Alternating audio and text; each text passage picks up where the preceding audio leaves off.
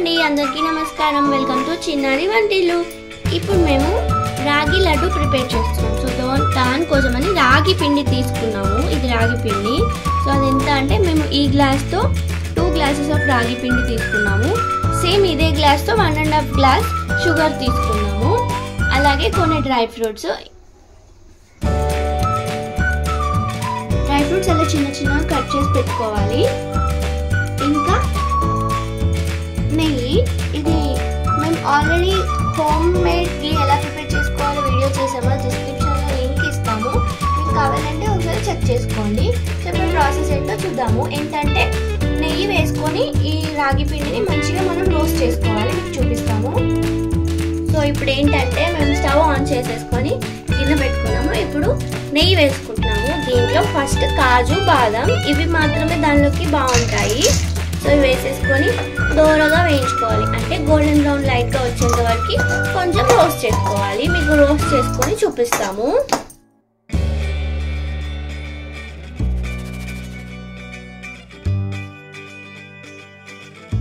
so ఇలా తీసేసుకొని వీటిని షిఫ్ట్ చేసేసుకొని ఇప్పుడు దాంట్లోనే ఇంకొంచెం నెయ్యి అవసరం యాడ్ చేసుకొని రాగి పిండి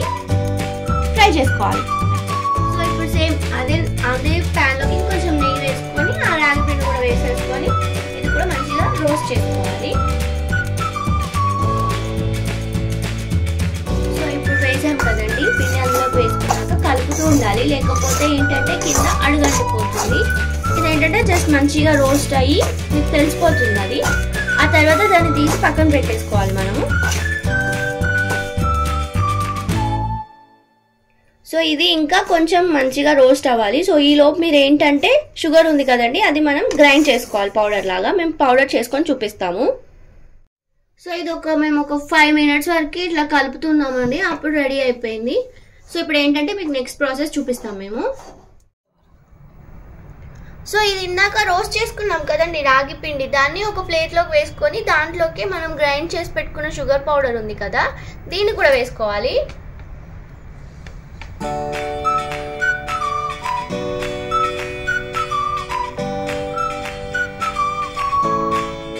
అవి రెండు షుగర్ పౌడర్ ఇంకా రాగి పిండి వేసుకొని కలిపేసుకున్నాక ఇప్పుడు దీంట్లోకి మనం రోస్ట్ చేసి పెట్టుకున్న కాజు ఇంకా బాదాం ఉన్నాయి కదా ఇవి కూడా వేసేసుకొని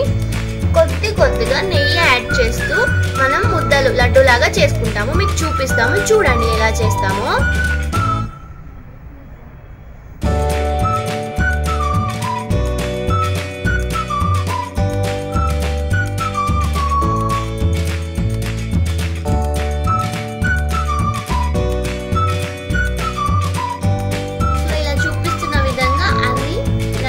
చేసేసుకొని తీసుకోవాలి మేము మిగతావన్నీ కూడా ప్రిపేర్ చేసుకొని మీకు చూపిస్తాము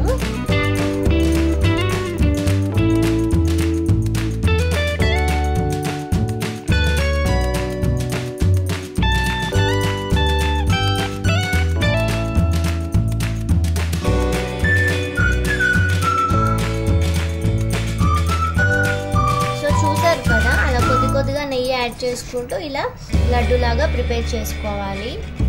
మేము తీసుకున్న పిండికి ఆల్మోస్ట్ ఒక 40 లడ్డూస్ వరకు వచ్చాయి